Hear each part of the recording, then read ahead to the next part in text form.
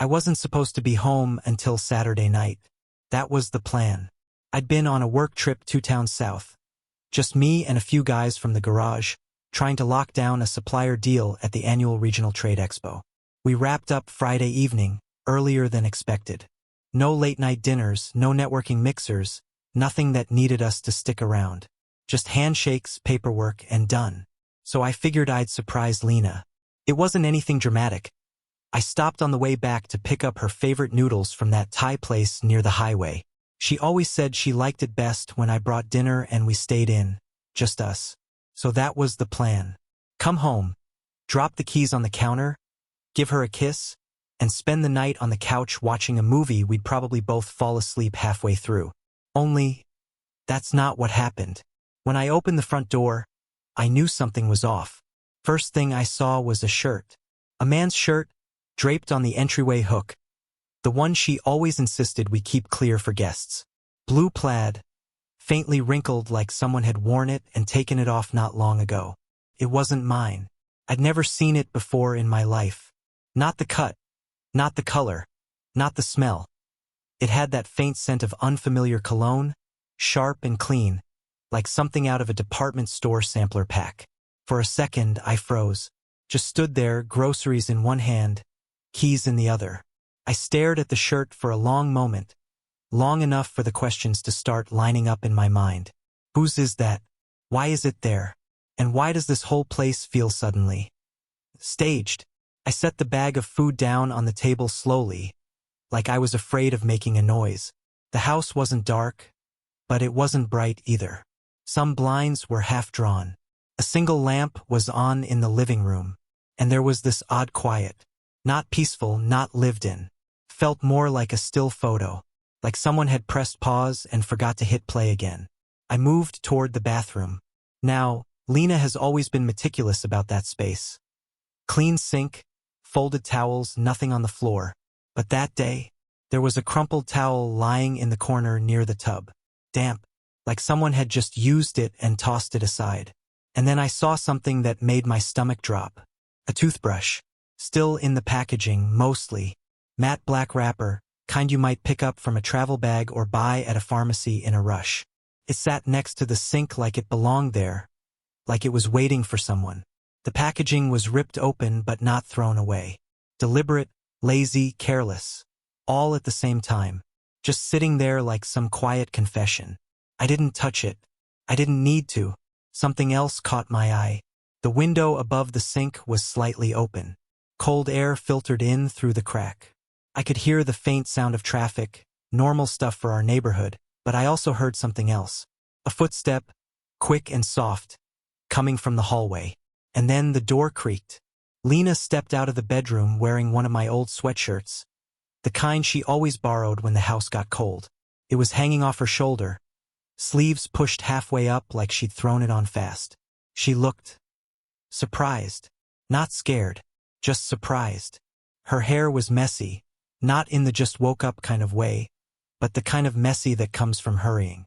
She blinked at me, her mouth opened like she was about to say something, then shut again. "You're home early," she said finally. I watched her closely. Her tone wasn't accusatory, but it wasn't warm either. More like she was trying to recalibrate. "Yeah," I said, voice low. Trip ended early. A beat of silence. Her eyes flicked to the grocery bag on the table, then to the shirt on the hook, then back to me.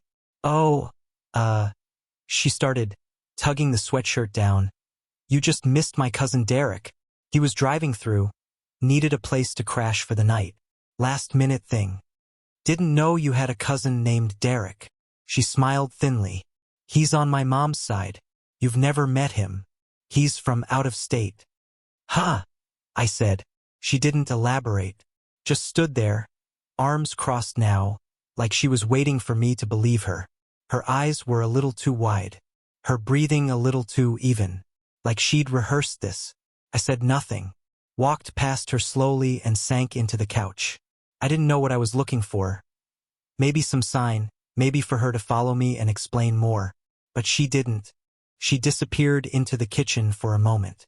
I heard the fridge open, then shut. Then the soft clink of a glass hitting the counter. That's when it hit me. I'd felt this before. Back in the shop years ago, I used to work diagnostics. You'd get a car that looked fine. No lights on, no warning buzzers. But something would feel wrong. You couldn't explain it, but your gut would tell you. Check the alignment, inspect the timing belt, listen closer to the idle hum. That same feeling washed over me now. That mechanical instinct. Like something in the house was misaligned. Out of sync. Like I was hearing the wrong engine in a familiar shell. I sat there for a while, just watching the room. Every detail started to feel different. Lena's purse was in a new spot, closer to the hallway than usual. The throw pillows were arranged differently, not with her usual symmetry. The trash bin in the kitchen had a takeout container on top from a place I didn't recognize. Something Mediterranean, judging by the logo. We never ordered that.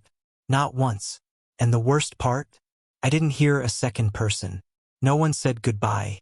No footsteps out the back door. No car pulling away. Which meant either Derek had already left. Or he was still here. Somewhere. I got up and walked casually to the back patio. The sliding glass door was unlocked. I stepped out, looked around. Empty. Our yard backed into an alley. It would have been easy to slip out that way without being seen. I came back in, Lena still in the kitchen, now pretending to scroll her phone like it was the most interesting thing in the world. She hadn't asked me about my trip. She hadn't even looked surprised to see the food I brought. The whole house felt like it had been scrubbed just enough to look normal. Just enough to make someone question their own instincts. But I wasn't questioning mine. Not anymore. Something had shifted between us in that moment. Quietly. Completely. And the worst part was that she didn't seem to notice. That night, I lay in bed staring at the ceiling, trying to pretend things were normal. Lena had crawled in beside me like nothing was off. She kissed my shoulder, mumbled something about being glad I was home early, and rolled to her side with her back facing me. Just like that. Like the shirt, the toothbrush, the tension, none of it existed. I didn't sleep. I just kept playing everything back in my mind. Every little moment I had brushed off or told myself not to overthink. It was like watching puzzle pieces float to the surface, finally clicking into place. The laundry, for one. Lena had never been obsessive about it. Not until the past few months. Suddenly she was washing sheets and towels every couple days, even when they didn't look used. A joke about it. You hiding a hotel in here? She'd laugh, brush it off, say something about wanting things fresh. I believed her. Then there was her phone. Lena used to be the type to leave it lying face up on the counter, ringtone on, no passcode. If it buzzed, she'd barely glance at it before going back to whatever she was doing. But recently, that thing might as well have been glued to her hand. Always on silent. Always face down. And if she left the room, it came with her. I remembered one night, this was maybe 3 weeks before the shirt incident. I woke up around 12:30 a.m. because I heard her phone buzz. She wasn't in bed. I found her in the kitchen, lights off, sitting at the table with her screen glowing against her face. When she saw me, she jumped like I'd caught her stealing something. She said she couldn't sleep and was checking an email from work. I nodded and went back to bed. But I remember hearing her laugh, soft, breathy, before she followed me in 5 minutes later. It wasn't the kind of laugh you make reading about zoning permits. And then there were the site visits. Lena's an architect. She used to work from the firm's downtown office, but after the pandemic, her company went fully remote. Still, she'd tell me she had to check on job sites or meet with clients in person. She'd leave mid-morning and come home late afternoon. Always looked done up, full makeup, perfume, the works. Once or twice I'd tease her about it. Pretty fancy for concrete and dust. She'd smile and say, just because I'm on site doesn't mean I can't look good. But the more I thought about it, the less sense it made. These supposed work visits were becoming more frequent, and longer, and more vague. I'd ask which site. She'd name some neighborhood I didn't recognize, or one I knew had been finished already. Her stories got fuzzier. The makeup got heavier. Something else started bothering me. Every time I touched her lately, she flinched a little. Not visibly, but just enough. Like her body had to reset to being around me. And it wasn't just physical. She didn't talk to me like she used to. Our conversations had gone dry. We used to joke and vent and dream about weekend road trips. Now it was like pulling teeth just to talk about dinner. That night, still lying awake, I did something I hadn't done in years. I checked our bank account. I wasn't expecting anything specific, just needed to see if the numbers told a different story than her words. And they did. There were charges that didn't belong. A $140 tab at a steakhouse I'd never been to. A spa treatment at a luxury wellness center. A small men's clothing boutique. Charges for rideshares in neighborhoods we never visited. There were even a couple hotel bars and restaurants. Nothing huge, nothing flashy. But none of it lined up. I remembered Lena telling me she was working late one Thursday. I looked at the date and checked the statement. That same night, she spent $65 at a rooftop lounge known for its romantic atmosphere. Not exactly the place you go to review blueprints. I felt this tightness in my chest. Not anger, not sadness. Just a slow, burning clarity. Like someone lit a match in a room full of gas. This wasn't about a bad week or a misunderstanding. This was a pattern. And it had been going on for a while. I didn't sleep at all. By morning, Lena was still asleep, curled into a neat little shape on her side of the bed. I watched her for a long time. She looked peaceful. She always did in the mornings. But now even that looked staged. Like a painting. Nice to look at, but hollow. I got out of bed, showered, dressed, and drove to the shop. My hands shook the whole way there. I kept gripping the wheel tighter, trying to remind myself to stay calm, to think. Travis was already in the bay, working under a Mustang with the radio blasting. When he saw me walk in, he shut it off and wiped his hands on a rag. "You look like hell, man." "I didn't sleep." He nodded. Didn't ask why. He didn't have to. Travis and I go way back. We've known each other since high school. Ran our first car flip hustle out of a leaky garage in his uncle's backyard. Now we co-owned a legit shop with 5 bays and a full staff. If anyone knew how to read me, it was him. "Something happen?" he asked, quieter now. "I think Lena's cheating on me." He paused, blinked. "You sure?" I told him about the shirt, the towel, the toothbrush, her weird explanations, the bank charges. When I was done, he didn't say anything for a minute. Just stood there, arms crossed, jaw tight. "You're not crazy," he said eventually. "I feel crazy. You're not. And if it helps. I've noticed some stuff too." That caught me off guard. He went on to tell me that a few times when Lena had dropped by the shop in the past couple months, she'd acted off. Overly friendly one second, cold the next. One time, she'd shown up asking for me when I was out, but didn't leave a message. Just stood there for a while, then walked out without saying much. Another time, he thought he saw her parked 2 blocks down, sitting in her car on the phone. He never thought much of it. But now, it lined up. Zach, our third partner, came in around noon. Travis filled him in. To my surprise, Zach said he'd had a similar experience. Caught Lena once in a different part of town than she'd said she'd be, at a gas station with a guy leaning into her car window. Zach didn't want to stir things up, so he never told me. Now I was getting angry. Not just at Lena, but at myself for not seeing it sooner. At my friends for staying quiet. At the situation for turning everything upside down. We all sat in the office trying to process it. That's when Zach said something that shifted the whole conversation. "What if it's not just Lena?" I looked up. "What do you mean?" He hesitated. "I mean, what if it's bigger than her? There's been whispers, man, about that house up near the hills. People saying it's some kind of private meetup spot. Couples. Groups. Weird arrangements." I frowned. "You think Lena's in some kind of what? Secret club?" Travis looked uneasy, but he nodded. "I've heard stuff too.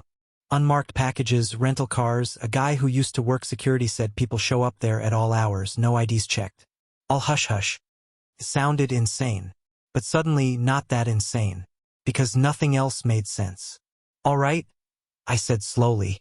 "Then we do this the right way. Quiet. Precise. We figure it out." "Agreed," Travis said. No confrontation. Just proof. Zach leaned back in his chair. You sure you want to know the full truth? I nodded. Yeah, I do. That night, Lena came home late. Said she got caught in traffic after visiting a site in Westbrook. I just smiled and nodded. But inside, something had changed. I wasn't guessing anymore. I was preparing. And I wasn't alone. The following Thursday, Lena said she had a city planning seminar to attend. That was the exact phrase she used. Her tone was light, casual, like it was just another line in her calendar. She even laughed a little when I asked if it was a long one. Probably all day, she said, grabbing her water bottle and keys. Don't wait up. And then she was gone, kissing my cheek like everything was normal. I stood at the window and watched her car pull out of the driveway. 10 minutes later, I grabbed my backpack and headed out myself. See, by this point, I wasn't guessing anymore. I wasn't wondering. I was tracking. Travis had lent me his gear, a long-lens DSLR, same one he used for photographing his custom builds.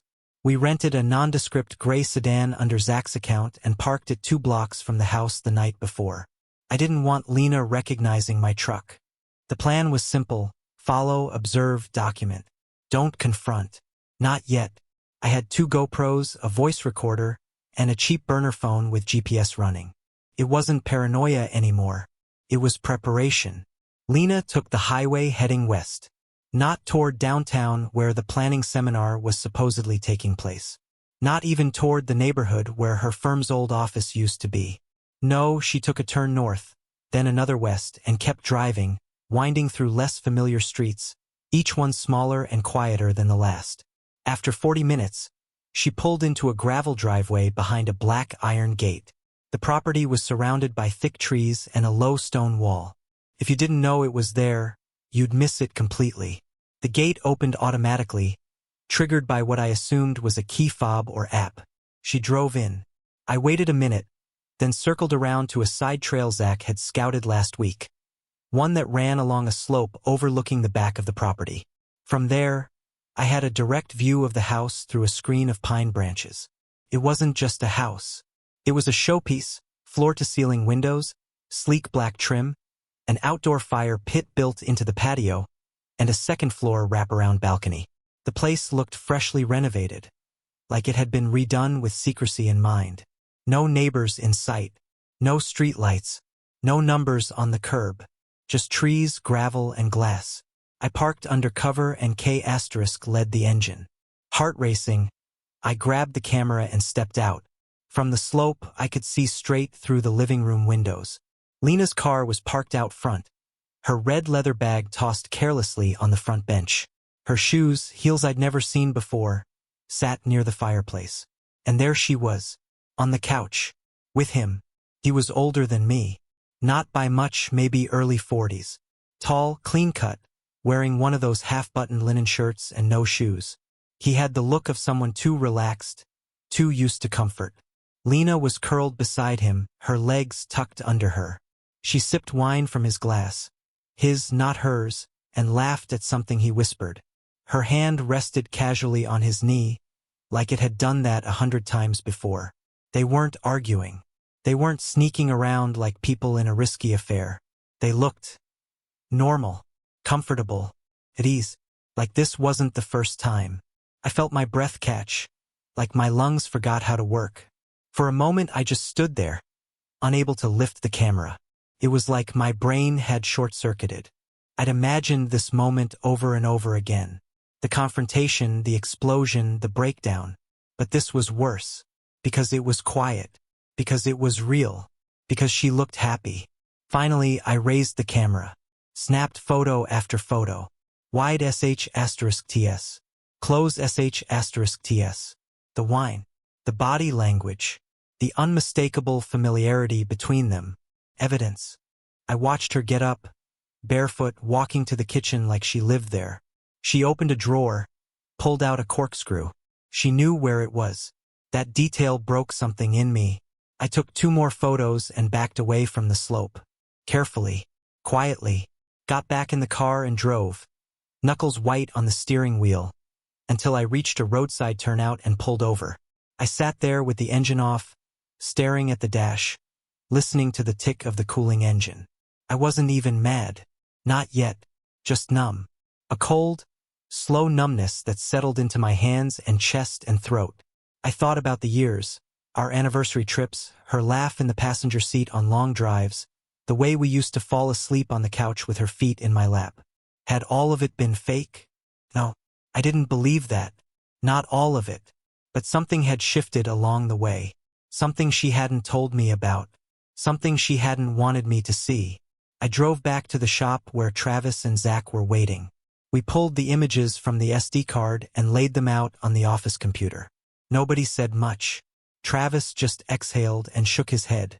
"That's her," he said softly, like he didn't want to believe it either. "That's her all right." I stared at the photos. One in particular. A moment frozen mid-laugh, her head tilted against that man's shoulder, their bodies close. "It's real," I said. "It's not just suspicion anymore." Zach leaned forward. "You still think it's just one guy?" That stuck with me, because that house, it didn't feel like it belonged to just one man. It was too clean, too curated, too used. There were other coats on hooks. More than one toothbrush in the bathroom. Multiple bottles of wine on the counter. Labels from different vineyards. It looked like a place set up for multiple people, not just a couple hiding away. "You think it's a group thing?" I asked. Travis nodded slowly. "Could be." Zach turned to me. "What are you gonna do?" I didn't answer right away. Instead, I printed out 2 of the clearest photos, folded them, slipped them into a plain envelope.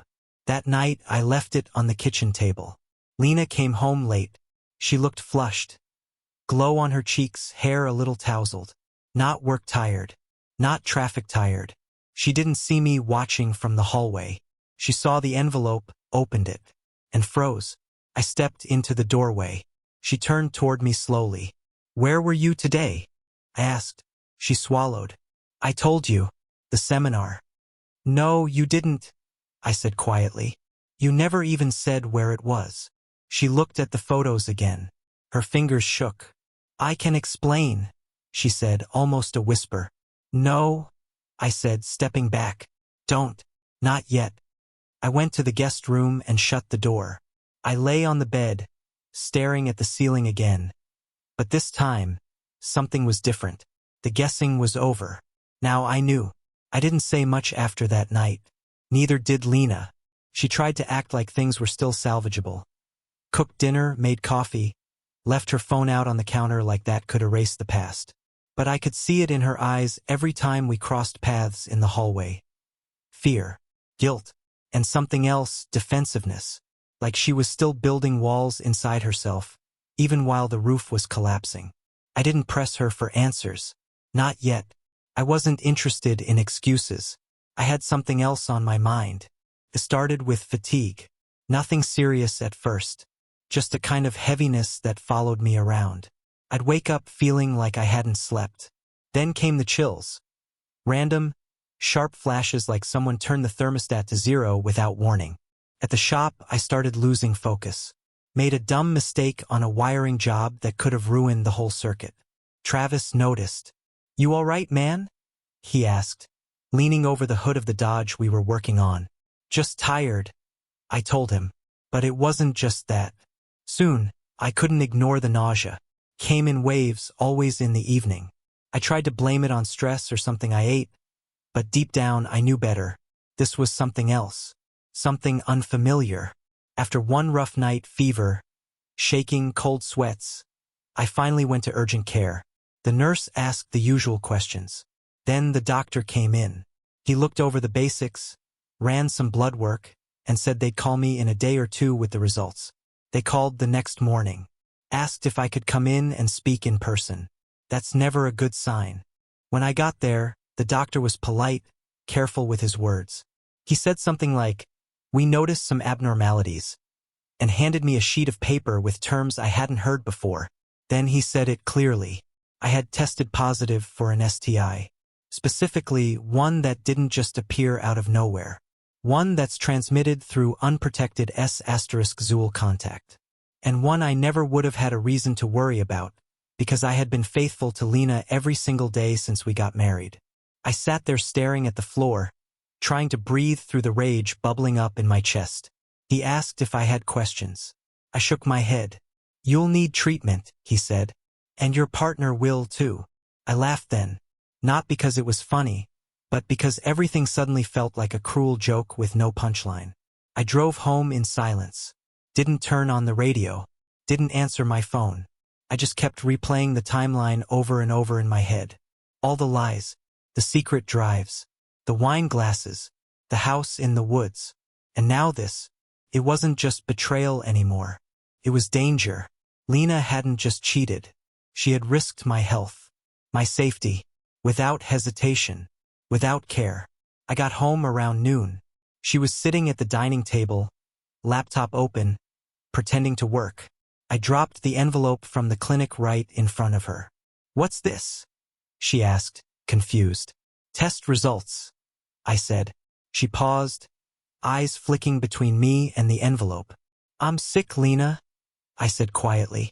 "Because of you." Her face drained of color instantly. She opened the envelope, skimmed the report, then looked up at me with wide, stunned eyes. "I didn't know," she whispered.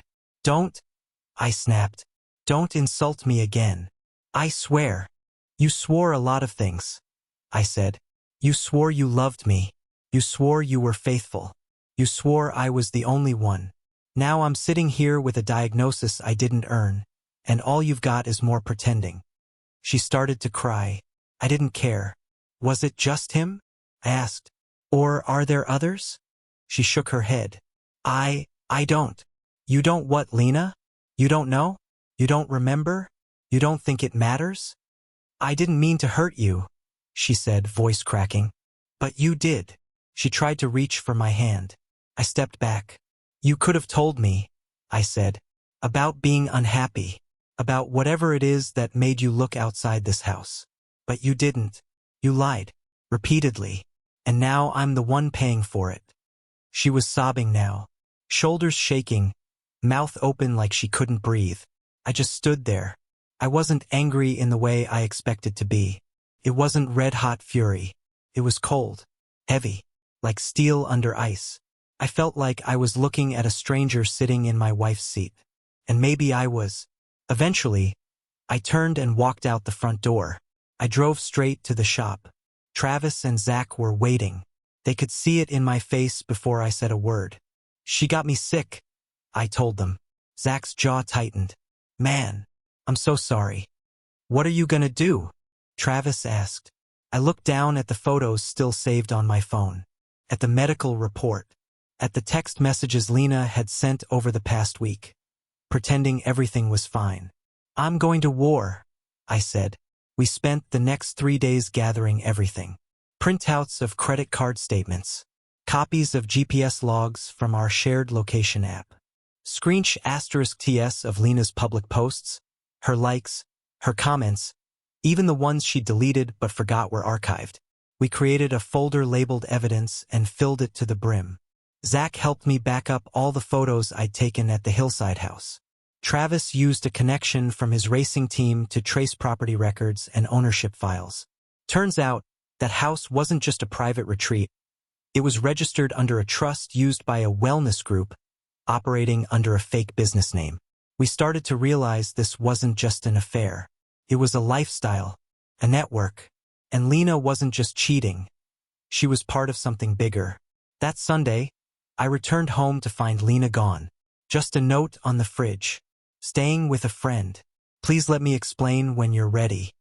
I stared at the handwriting, the loops in her letters I used to think were sweet, and I tore it up without reading another word. I wasn't ready for explanations. I was ready for consequences. If you'd asked me before all this what betrayal looked like, I'd have said the affair, the lies, the disease, the gaslighting. But that was just the beginning. What came next was something else entirely, something colder, more calculated.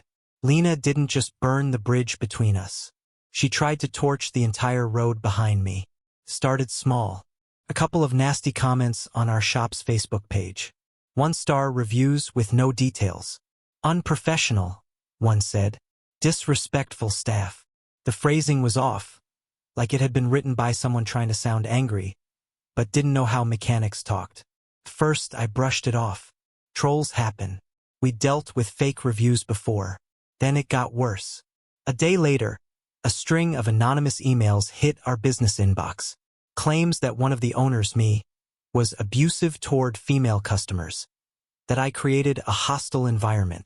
The emails were vague, full of dramatic language, but they were flooding in, one every few hours from different throwaway accounts. Then I got a call from the landlord of our commercial space. He sounded nervous. Got a heads up from someone who claimed to be part of a local watchdog group, he said. Said I should be careful about who I rent to, that you might be involved in some, domestic stuff. I nearly dropped the phone. It wasn't random. It was Lena. She hadn't just broken my trust. She was trying to break my reputation, my business, my life. Later that week, 2 uniformed officers showed up at my garage while I was elbow-deep in a brake replacement. "Are you Mark Carter?" one of them asked. "Yeah," I said, wiping my hands on a rag, heart thudding. "We received a complaint regarding a domestic disturbance," he said. "We need to ask you a few questions." I just stood there, staring at him. "She said I threatened her?" I asked. They didn't answer directly, just asked me to step aside and talk privately. I cooperated. I knew better than to make a scene. After a few tense minutes, they left. No charges filed. No evidence. But it didn't matter. The damage was done. My employees were shaken. A couple of regular customers saw the whole thing from across the street. I could feel the suspicion hanging in the air like oil smoke. I called Lena that night. She didn't answer, so I left a voicemail. "You want to come after me?" I said, voice low and steady. "Fine, but don't pretend you're the victim. I've got proof. I've got receipts. I've got everything. So if you think you're going to wreck what I built, think again." I hung up and threw the phone across the room. Travis came by that night with pizza and a 6-pack. He didn't say much, just sat with me while I stared at the blank TV screen, fists clenched. When I finally spoke, I told him everything. "She's trying to turn the world against me," I said. "She's scared," he replied. "You've got her cornered." Zach joined us the next morning. He'd been running searches on Lena's online presence, checking Reddit threads, forums, comment histories, anything tied to her emails or old usernames. What he found made my stomach twist. Lena had been posting under a burner account for months, sharing anonymous stories about her emotionally abusive husband, getting sympathy from strangers, validation, support. She had even posted a photo of my truck, blurred out the plate, and claimed I used it to track her down. The post had hundreds of upvotes, dozens of comments cheering her on, telling her to get out, telling her she was brave. She was building a case, a false one, trying to flip the narrative before the truth could surface. I wanted to scream, to shout to the world that she was lying, that I was the one who had been cheated on, that I had been infected, that I had the photos, the statements, the receipts. But we were smarter than that. We didn't react publicly. We built our defense silently, methodically, like rebuilding a busted engine piece by piece, knowing the whole thing would stall if one gear slipped. I hired a lawyer, not just any lawyer, a local heavyweight who specialized in personal and business defamation. Her name was Erica Caldwell. Straight shooter, no drama, just results. "You've got a strong case," she told me after reviewing the evidence. "But she's not going to go down easy. People like Lena, they double down. They create chaos. It's not about justice, it's about control." I nodded. I knew that already. Over the next week, we compiled everything. The medical report, the GPS logs showing Lena at the Hillside house during every site visit, financial records showing charges tied to hotels, spas, and high-end restaurants, a signed lease document for the rental property, registered under a trust Lena's name, was indirectly tied to **TS of her anonymous forum activity. A sworn affidavit from Travis and Zach confirming Lena's suspicious behavior and admissions she'd made in passing. We were ready. And that's when Lena pushed harder. She filed a restraining order, claimed she felt unsafe living in the same home, that I'd become volatile and unpredictable. After finding out about her new relationship, she wasn't even hiding the affair anymore. She was rebranding it. I remember sitting in the courtroom for the emergency hearing, watching her sit across from me with her lawyer. Clean-cut, sympathetic expression, as if she had been the one blindsided. She spoke softly, hands folded. "I never wanted it to come to this," she said. "But I'm scared. I just want to move on." I didn't interrupt. I didn't flinch. When it was our turn, Erica stood up and calmly laid out the facts. Piece by piece. Date by date. *T by *T. Her tone never rose. She didn't get dramatic. She didn't need to. By the time she passed the judge the medical documentation, you could hear a pin drop in that room. The judge glanced over the files, then looked at Lena. Her face was pale. Her hands were shaking. Her lawyer tried to pivot, claimed we were twisting the narrative, that Lena was only seeking peace. But the truth had weight, and it landed. The restraining order was denied.